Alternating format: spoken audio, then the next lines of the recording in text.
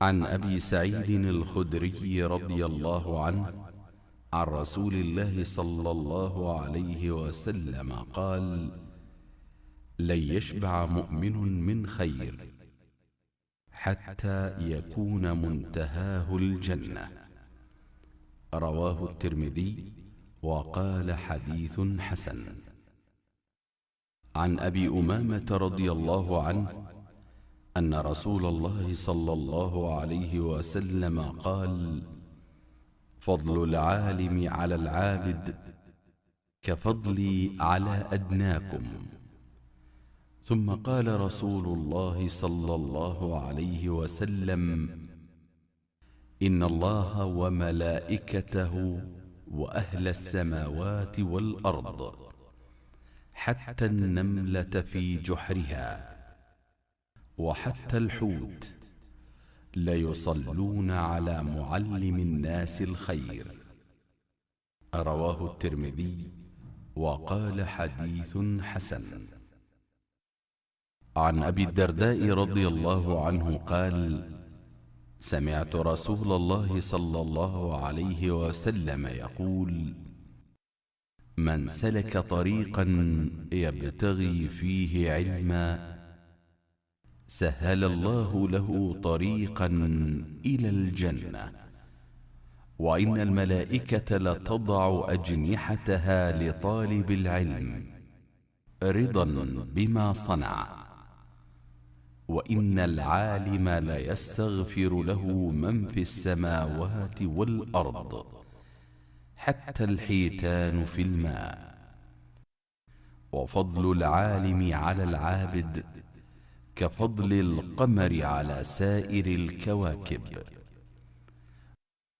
وإن العلماء ورثة الأنبياء، وإن الأنبياء لم يورثوا دينارا ولا درهما، وإنما ورثوا العلم، فمن أخذه أخذ بحظ وافر. رواه أبو داود والترمذي.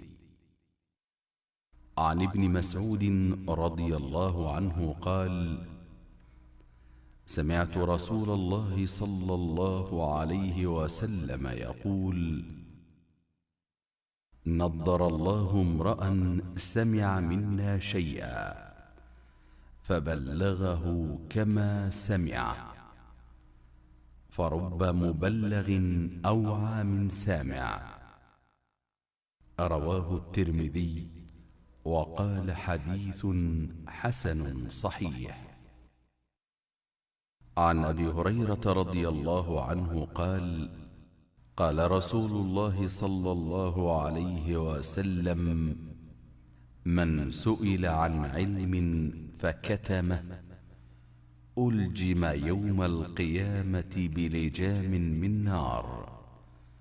رواه أبو داود والترمذي وقال: حديث حسن. وعن أبي هريرة رضي الله عنه قال: قال رسول الله صلى الله عليه وسلم: من تعلم علما مما يبتغى به وجه الله عز وجل لا يتعلمه إلا ليصيب به عرضا من الدنيا لم يجد عرف الجنة يوم القيامة، يعني ريحها. رواه أبو داود بإسناد صحيح. عن عبد الله بن عمرو بن العاص رضي الله عنهما قال: سمعت رسول الله صلى الله عليه وسلم يقول: إن الله لا يقبض العلم انتزاعا ينتزعه من الناس،